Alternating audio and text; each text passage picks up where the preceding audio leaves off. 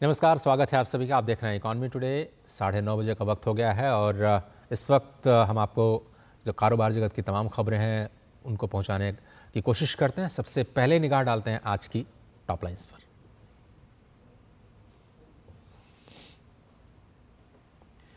वाणिज्य मंत्री पीयूष गोयल का ऑस्ट्रेलिया दौरे का आज अंतिम दिन। भारत जल्दी है ऑस्ट्रेलिया में निवेश, ट्रेड, टेक्नोलॉजी और टूरिज्म में सहयोग के लिए सिडनी में खोलेगा नया office. Make in India programme के तहत निवेश करने का दिया न्योता। मई 2022 से दोनों देशों के सर्वोच्च नेताओं के बीच हुई 9 बैठकें।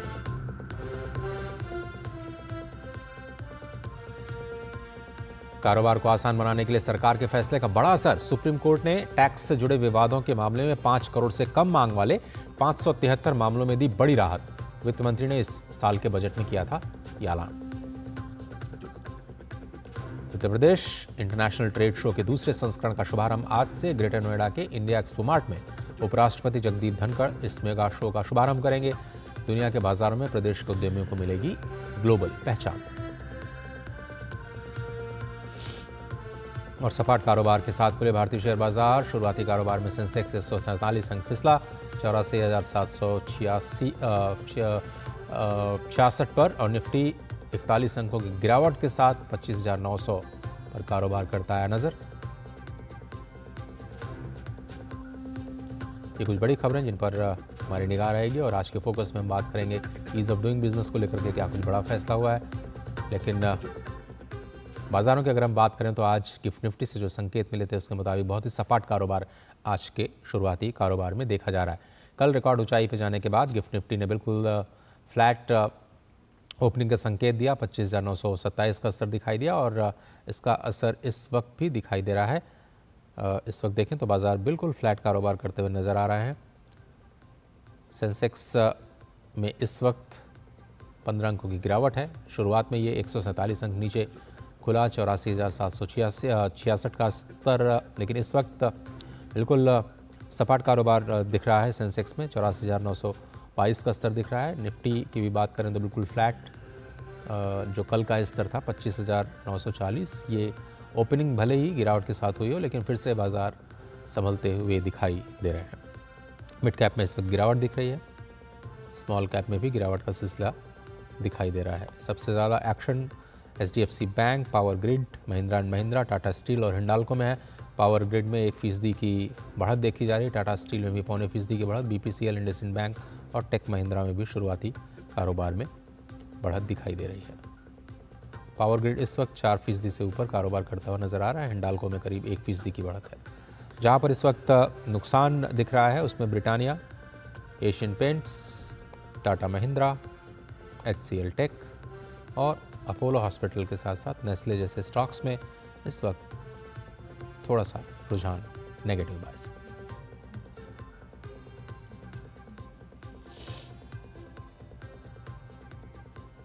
और अगर आप शेयर बाज़ार में कारोबार करते हैं और ख़ास तौर पर जो युवा पीढ़ी है, F&O को लेकर के काफ़ी एक्साइटिंग उनको लगता है F&O का पूरा ऑप्शन। लेकिन आपको बताएं कि फ्यूचर एंड ऑप्शन सेगमेंट में पिछले फाइनेंशियल ईयर में 2023-24 के दौरान 91% यानी 73 लाख कारोबारियों को नुकसान हुआ है।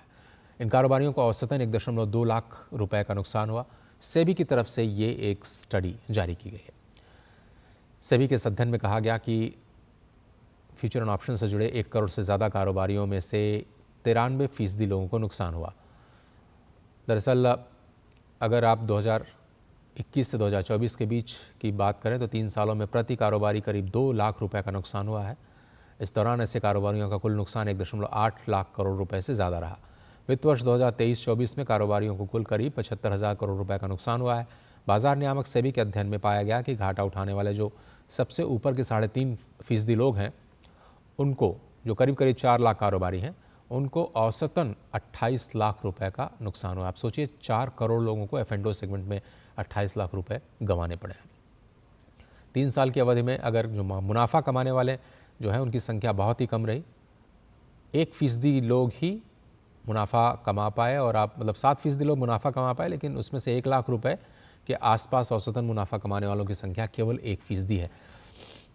तो ये बहुत ही इम्पॉर्टेंट है समझना कि जो एक्साइटमेंट F&O को लेकर के ख़ास तौर पर नई युवा पीढ़ी में है, जिसमें क्विक मनी बनाने की जो होड़ लगी रहती है, उसको लेकर के ये सेबी ने जो नई रिपोर्ट जारी की है वो आपको बिल्कुल सावधान करती है। पूर्व शाह जो कि मार्केट एक्सपर्ट है, मुंबई से हमारे साथ जुड़ रहे हैं। पूर्व, बहुत धन्यवाद वक्त निकालने के लिए।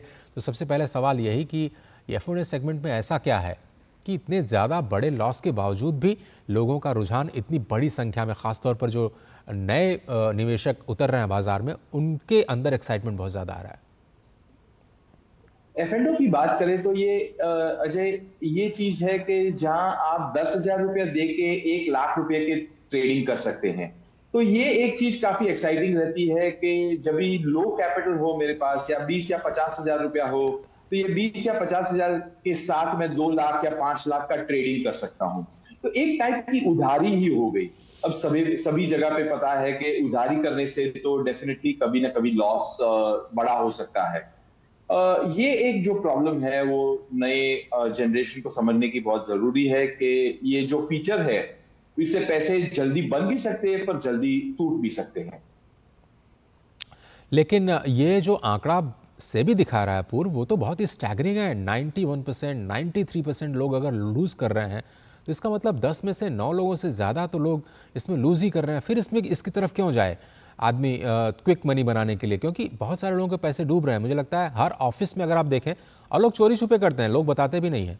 बस वो केवल आजकल जो ऐप्स हैं मोबाइल के, सीधे जाते हैं F&O में, वो पैसे लगा देते हैं। जहाँ फ़ायदा होता है उसकी चर्चा खूब करते हैं ऑफिस में, लेकिन जहाँ नुकसान होता है चुपचाप बैठ करके उसको सहते रहते हैं। इसकी बात करें तो आई थिंक हर टाइम एक नया साइकिल जो आता है, वो नए साइकिल में नए लोग फंसते हैं। F&O में जो एक बार लॉस करता है वो बेचारा निकल जाता है, पर एक नए साइकिल में नए एस्पिरेशंस और होप्स के साथ एक नया पर्सन फंस जाता है और उसके पैसे गवा बैठता है। अब इसमें पैसे बनाने वाले तो काफी कम है, पर पैसे गंवाने वाले बहुत सारे हैं।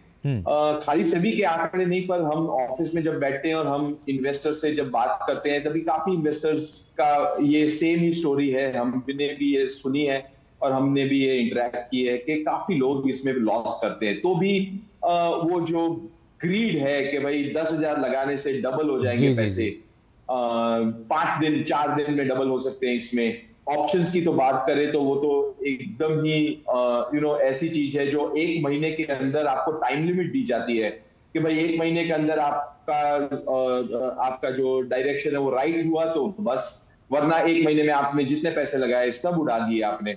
तो ये सब चीज जो स्ट्रक्चर्ड प्रोडक्ट्स ऐसे हैं, ये प्रोडक्ट बनाए गए हैं अलग काम के लिए। हम्म। इसके लिए लोग ये यूज नहीं कर रहे हैं। वो लोग हैं वो उसको स्पेकुलेशन करने के लिए यूज कर बिल्कुल। रहे हैं, ट्रेड करने के लिए यूज कर रहे हैं, और उस हिसाब से ये प्रोडक्ट का यूज जो है वो राइट नहीं हो रहा है। आई थिंक उस हिसाब से मेनली ये प्रॉब्लम आ रहा है। आपने सही कहा कि जो इंस्ट्रूमेंट्स बनाए गए हैं, टेक्निकल इंस्ट्रूमेंट्स खासतौर पर हेजिंग के लिए बनाए गए, लेकिन आप जब स्पेकुलेशन में इसका इस्तेमाल करते हैं और दोनों तरफ फ़ायदा बनाने की कोशिश करते हैं, तो वहाँ पर आपको नुकसान होता है। लेकिन क्या ये ज़ीरो सम गेम है? क्या somebody's loss is somebody's gain?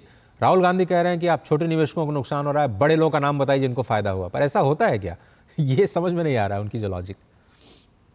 आप लूज करो तो कोई तो गेन करेगा ही, ये तो डेफिनेट है। पर अब इसमें ये हो रहा है कि जो लॉस कर रहे हैं वो ज्यादा संख्या में है और जो गेन कर रहे हैं वो कम संख्या में है। इक्विटीज में यूजुअली एक बैलेंस मेंटेन होता है कि भाई इक्विटी में आप ट्रेड करो तो कहीं ना कहीं आपको थोड़ा ना थोड़ा प्रॉफिट हो रहा है। पर F&O में तो मेजॉरिटी, जब भी आप विदाउट नॉलेज जब भी ट्रेड कर रहे हो या आप जस्ट स्पेक्यूलेट कर रहे हो, तो उस हिसाब से आपको लॉस गारंटीड है। हम्म। गारंटीड लॉस के साथ चले तो वेल, ये इक्वेशन कभी भी आपके फेवर में तो नहीं आएगा। तो चलिए, भी बिल्कुल। लोग अट्रैक्ट होते हैं और लोग किए जा रहे हैं। पूर्व, चलते चलते बाजार बिल्कुल सपाट है, लेकिन अभी ट्रेंड आप लोगों को क्या दिख रहा है, अगर नॉर्मल बात करें, F&O की बात ना करें तो? नॉर्मल ट्रेंड देखा जाए तो बाजार काफी अच्छा है। रेनफॉल भी काफी डिसेंट रहा है ऑल ओवर इंडिया। तो आई थिंक दिवाली तक तो ये बुलिश ट्रेंड मेंटेन होके ही रहेगा, और आगे बढ़ते हुए भी आई थिंक ये बुलिश ट्रेंड काफी अच्छा स्ट्रांग है। जी। पूर्व, बहुत धन्यवाद वक्त निकालने के लिए और इतने शॉर्ट नोटिस पे जुड़ने के लिए इस इकॉनमी टुडे में। बहुत बहुत शुक्रिया आपका। तो आपने देखा कि ये जो रिपोर्ट है वो आपको बताती है कि आपको बहुत ही सावधान रहना है और आपकी बहुत हार्ड अर्न मनी है, छोटे पैसे लगा करके बड़ा मुनाफा कमाने का ये जो पूरा शॉर्टकट है उसको आप बिल्कुल मत अपनाइए, क्योंकि 10 में से 9 लोगों को लॉस ही हो रहा है। बहुत ही संभल करके आपको चलना है। और आगे बढ़ते हैं और अब बात करते हैं आज के फोकस की।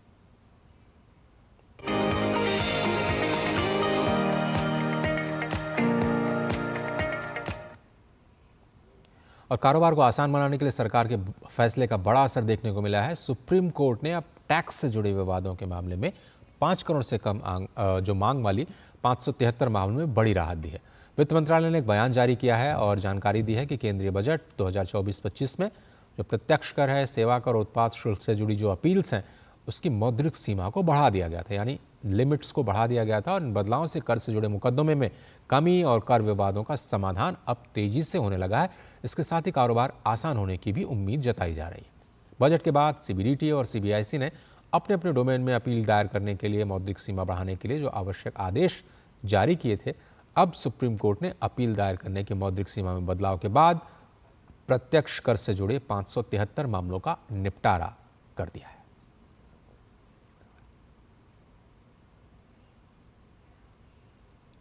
और इसी मुद्दे पर ज़्यादा बात करने के लिए दिनेश कनार साहब हैं, जो कि सीईओ हैं ध्रुव एडवाइजर्स के। दिनेश जी, बहुत धन्यवाद वक्त निकालने के लिए। और हमें खुशी है कि आप इकोनॉमी टुडे में जुड़ पाए। जाना माना नाम टैक्स की दुनिया का, लेकिन ये ईज ऑफ डूइंग बिजनेस को लेकर के जो बजट है उसमें बड़े फैसले लिए गए। ये फैसला कितनी बड़ी राहत देता है कि एक पर्टिकुलर लिमिट के ऊपर ही अब अपील में आप जा सकते हैं और बाकी को शायद आर्बिट्रेशन के जरिए सुलझा लिया जाए। आर्बिट्रेशन का तो कोई प्रस्ताव नहीं है, लेकिन मैं आपको समझाऊं कि क्या हो रहा है इस वक्त कि अगर आपकी कोई मैटर है और अगर आप एसेसिंग ऑफिसर ने आपको कोई आमदनी जोड़ दी आपकी and there is a dispute, तो आप कमिश्नर अपील्स में गए, फिर ट्रिब्यूनल में गए, फिर हाई कोर्ट में गए, फिर सुप्रीम कोर्ट में गए, तो ये जो पूरा जो आपका जो the whole thing last for almost about 12 to 15 years, यानी आपको 15 साल लगते हैं minimum to get a final relief from the Supreme Court. Now अगर आप ईज ऑफ डूइंग बिजनेस की बात करें तो that is not something which is conducive at all. So time to time government ने यह कहा है कि हर चीज में अपील में जाने की जरूरत नहीं है। अगर कोई मैटर है, इसकी economic stakes are very very low, तो उसमें हम सेकेंड थर्ड अपील में नहीं जाएंगे। इनकम टैक्स अपीलेट ट्रिब्यूनल जो है वो कायदे के अनुसार it is a final fact finding authority. One can go to the high court only on a substantial question of law. तो गवर्नमेंट में ये कहा है कि हर चीज में हम नहीं जाएंगे। ये पहले भी था। पहले लिमिट थी 50 लाख रुपया ट्रिब्यूनल में, 1 करोड़ रुपया हाई कोर्ट की और 2 करोड़ रुपया सुप्रीम कोर्ट में। गवर्नमेंट ने इसको बढ़ा के 50 लाख का 60 लाख कर दिया है, हाई कोर्ट का 1 करोड़ का 2 करोड़ कर दिया है, और सुप्रीम कोर्ट में जाने के लिए unless the tax impact is more than 5 crore, जो पहले 2 करोड़ था, government will not litigate. Now the point is twofold कि government is the biggest litigator in income tax, और गवर्नमेंट की जो जीतने की रेशियो है वो करीब ज्यादा से ज्यादा 70 to 80% matters are lost by the government. They win only 20 to 30% of the cases maximum. With that, if you choke up the whole litigation, और जो इतने साल लगते हैं टैक्स को कोई भी चीज का निपटारा आने के लिए, तो गवर्नमेंट ने कहा कि हम ये लिमिट बढ़ा देते हैं। Therefore, not everything will go all the way to Supreme Court. Only important matters will go to Supreme Court. This is a very very welcome step. और उसके साथ एक और चीज भी गवर्नमेंट ने बजट में अनाउंस की थी, लेकिन सिर्फ 2 दिन पहले ही अनाउंस की है कि एक विवाद से विश्वास स्कीम 2 गवर्नमेंट ने लॉन्च की है, जिसके तहत people who have got long standing litigation can pay part of the taxes. उनको अगर वो जीते हुए हैं ट्रिब्यूनल में, हाई कोर्ट में, तो जो टैक्स डिमांड है उसकी थोड़ा परसेंट ही देना है, इंटरेस्ट नहीं देना है, पेनल्टी नहीं देना है। ये दोनों चीज मिला के government is going to make a very big impact on tax matters. Sir, मेरा यही सवाल अगला आपसे यही होने वाला था। जो डायरेक्ट टैक्स में विवाद से विश्वास स्कीम, जो कि आप कह रहे हैं कि 1 अक्टूबर से लागू होगा, आपके हिसाब से उसमें कितनी रिलीफ मिलेगी? कुछ क्वांटिफाई हम लोग कर पाए हैं कि कितने लोगों को इस सिंप्लीफाइड टैक्स कंप्लायंस से रिलीफ मिलेगी, और जो डिस्प्यूट है, बैकलॉग है सरकार का, वो कितना कम हो सकता है? आई डोंट थिंक कि इसकी कोई प्रमाण मिल सकती है क्योंकि everybody will have to make a call, लेकिन this is the second scheme. अगर आप फर्स्ट स्कीम देखें तो first scheme had met with a resounding success. काफी लोग ने कम के कहा कि भले ही हम जीत गए हो ट्रिब्यूनल में, लेकिन अगर मैटर हाई कोर्ट में पेंडिंग है, कुछ भी हो सकता है, we don't want to wait, क्योंकि इंटरेस्ट लग सकता है, पेनल्टी लग सकती है। सो हम सिर्फ आधा ही टैक्स देना है, आधा टैक्स देके छोड़ देते हैं। अगर आप हाई कोर्ट में जीते हैं, मैटर सुप्रीम कोर्ट में पेंडिंग है, आपको सिर्फ 25% टैक्स देके आगे बढ़ना है। जी। तो people today want piece of mind. आज क्या हो रहा है, अगर आप देखते हैं तो आईपीओ पे आईपीओ हो रहा है। हाँ जी सर। आईपीओ हैपेंस, कोई लिखेगा कि आपके रिस्क फैक्टर्स क्या है। अगर आपके पास टैक्स लिटिगेशन हो, भले ही आप जीते हो, लेकिन इट्स अ रिस्क फैक्टर कि इसका कुछ अपील में क्या होगा। सही बात है, और इसको डिस्क्लोज करना पड़ता है। जी जी। So people are saying कि let us have peace of mind, let us have pay a little bit of tax but move on with certainty rather than live with uncertainty. Sir, चूंकि आप हमारे साथ हैं, इसलिए सिर्फ एक सवाल हम मेक इन इंडिया पे करना चाहते हैं, क्योंकि 10 साल पूरे हो रहे हैं इस महीने, और ओवरऑल आप देखें टैक्स स्ट्रक्चर को, डायरेक्ट टैक्स स्ट्रक्चर को, तो मेक इन इंडिया के लिए कितना बड़ा आप देखते हैं पुश दिया है फॉरेन कंपनीज के लिए, डोमेस्टिक कंपनीज के लिए, और कैसे हम इसको और सरल कर सकते हैं फॉरेन इन्वेस्टमेंट को अट्रैक्ट करने के लिए? सर, मेक इन इंडिया के लिए गवर्नमेंट ने पीएलआई स्कीम बनाई है। डायरेक्ट टैक्स में कोई गवर्नमेंट ने कुछ नहीं किया है। एक स्कीम थी जो गवर्नमेंट ने विड्रॉ कर ली, जो था कि अगर आपकी नई मैन्युफैक्चरिंग कंपनी है तो आपका rate of tax instead of 25% सिर्फ 15%। जी जी जी। ये 23 में स्कीम खत्म हो गई है, जो प्रोविजन है वो खत्म हो गया, और गवर्नमेंट ने फिर उसको बढ़ाया नहीं है आगे। ओके। तो और काफी लोगों की गवर्नमेंट को रिक्वेस्ट थी, गुजारिश थी कि इसको बढ़ाया जाए। आई एम होपिंग कि ये जो गवर्नमेंट देख रही है मार्च में, when government is simplifying the tax law, it reintroduces, because this is a very important thing और this can make a very very big impact. आज गवर्नमेंट कह रही है कि हमको इंडिया में सेमीकंडक्टर बनाने हैं, फार्मास्यूटिकल में हमको एपीआईज बनाने हैं। तो अगर हम मैन्युफैक्चरिंग को बढ़ावा देना है तो this tax reduction from 25 to 15 is very very essential. बहुत धन्यवाद दिनेश सर, वक्त निकालने के लिए और अपनी राय इकोनॉमी में रखने के लिए बहुत बहुत शुक्रिया आपका। एक छोटा सा ब्रेक लेते हैं, और ब्रेक के उस पार खबरें और भी हैं कारोबार जगत से जुड़ी। आप देख रहे हैं इकोनॉमी टुडे।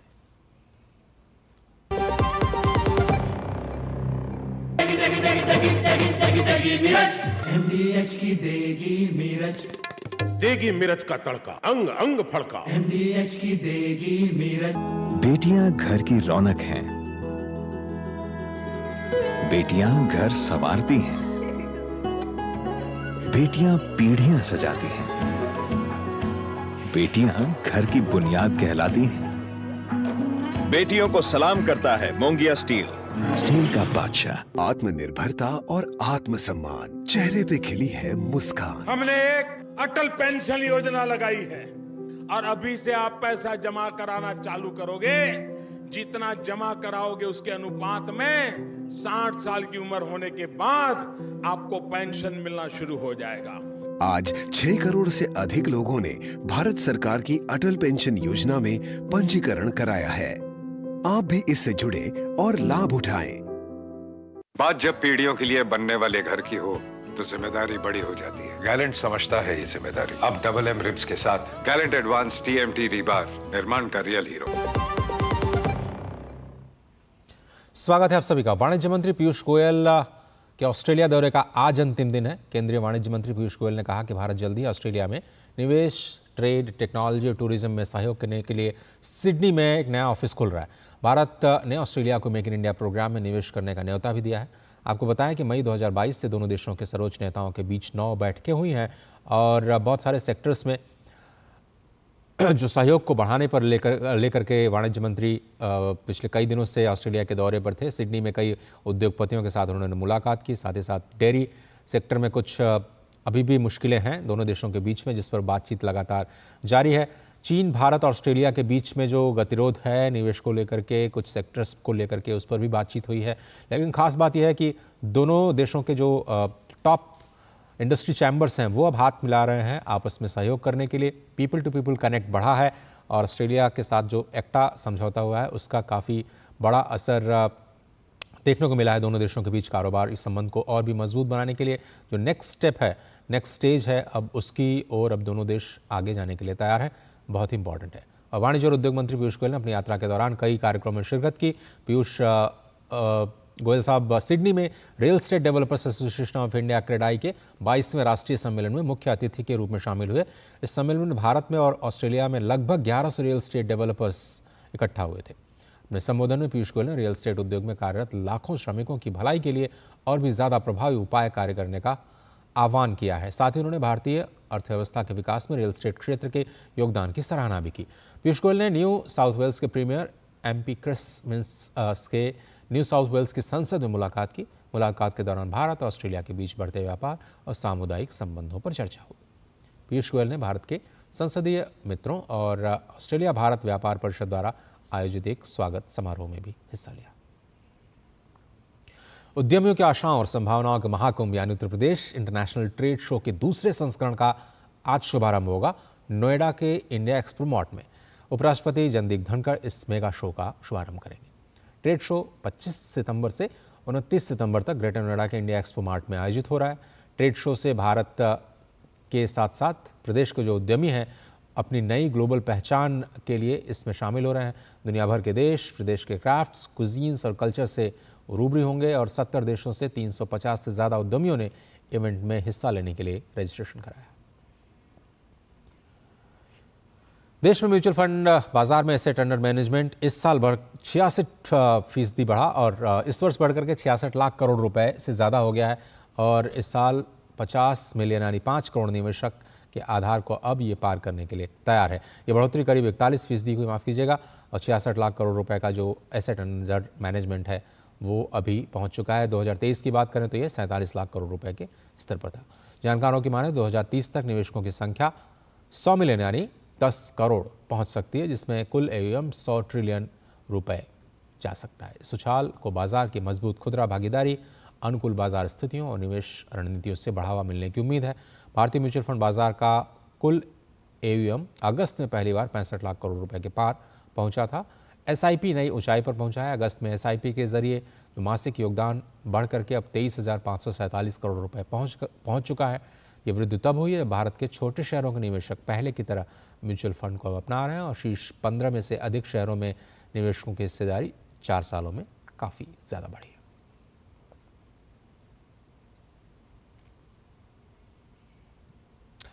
और अब चलते चलते निगाह डालते हैं कारोबार जगत से जुड़ी कुछ और खबरों पर फटाफट अंदाज में, लेकिन फिलहाल इकॉनमी टुडे की पूरी टीम को इसी के साथ दीजिए इजाजत। नमस्कार।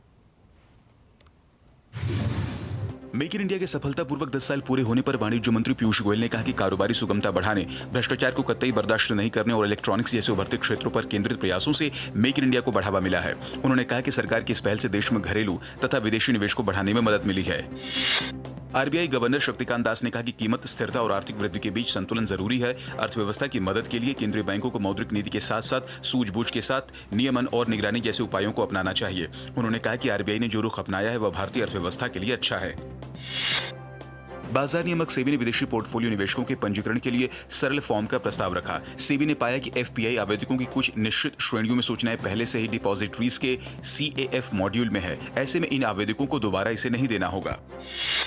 LIC म्यूचुअल फंड ने एक नया मैन्युफैक्चरिंग फंड पेश किया है जो विनिर्माण क्षेत्र पर आधारित एक ओपन एंडेड इक्विटी योजना है। कंपनी ने कहा है कि नई फंड पेशकश को 4 अक्टूबर तक खरीदा जा सकेगा, जबकि इस योजना के तहत यूनिट का आवंटन 11 अक्टूबर को किया जाएगा। सेबी ने कहा कि आम चुनाव के कारण पहली तिमाही में आई सुस्ती के बाद सरकारी व्यय में फिर से वृद्धि हुई है। बैंक को भारतीय उद्योग जगत से 4 लाख करोड़ रुपए की कर्ज की मांग मिल चुकी है। इसी के साथ उन्होंने चालू वित्त वर्ष की दूसरी छमाही में निजी क्षेत्र द्वारा पूंजीगत खर्च में तेजी आने की उम्मीद जताई। M2P फिनटेक ने सीरीज डी वाले दौर के तहत प्राथमिक और द्वितीय पूंजी दोनों के जरिए 850 करोड़ रुपए जुटाए। इससे कंपनी का मूल्यांकन 6,550 करोड़ रुपए से अधिक हो गया है। इस पूंजी का इस्तेमाल भारत में परिचालन मजबूत करने और खासतौर पर अफ्रीका में अपनी अंतर्राष्ट्रीय मौजूदगी बढ़ाने में किया जाएगा। इस साल भारत में IPO का बाजार गुलजार रहा है। इस वर्ष अगस्त तक 50 कंपनियां IPO के जरिए कुल 53,453 करोड़ रुपए जुटा चुकी हैं। बड़े आकार IPO ने बाजार में विदेशी निवेश खींचने में अहम भूमिका अदा की है। विदेशी पोर्टफोलियो निवेशकों ने अगस्त तिमाही में भारतीय शेयर बाजार में 87,000 करोड़ रुपए से ज्यादा का निवेश किया है, जो जून 2023 के बाद किसी तिमाही में सबसे ज्यादा। यूपीआई का मैनेजमेंट करने वाली एनपीसीआई की विदेशी कंपनी NIPL ने पेरू और नामीबिया के सेंट्रल बैंकों के साथ यूपीआई जैसा सिस्टम डेवलप करने का समझौता कर लिया है। NIPL के मुताबिक आने वाले समय में अफ्रीका और दक्षिण अमेरिका के कई देशों के साथ यूपीआई विस्तार की योजना है। सरकार ने लैपटॉप और टैबलेट सहित कुछ आईटी हार्डवेयर उत्पादों के आयात के लिए मौजूदा मंजूरी व्यवस्था को 31 दिसंबर तक बढ़ा दिया है। प्रणाली की समीक्षा की समय सीमा 30 सितंबर है। बता दें कि इन उत्पादों का आयात 2023-24 में 8.4 अरब का रहा है। घरेलू फूड डिलीवरी प्लेटफॉर्म स्विगी को शेयर बिक्री के लिए अपने गोपनीय दस्तावेज दाखिल करने के बाद सेबी से मंजूरी मिल गई है। अब जल्दी कंपनी अपना IPO लेकर आएगी।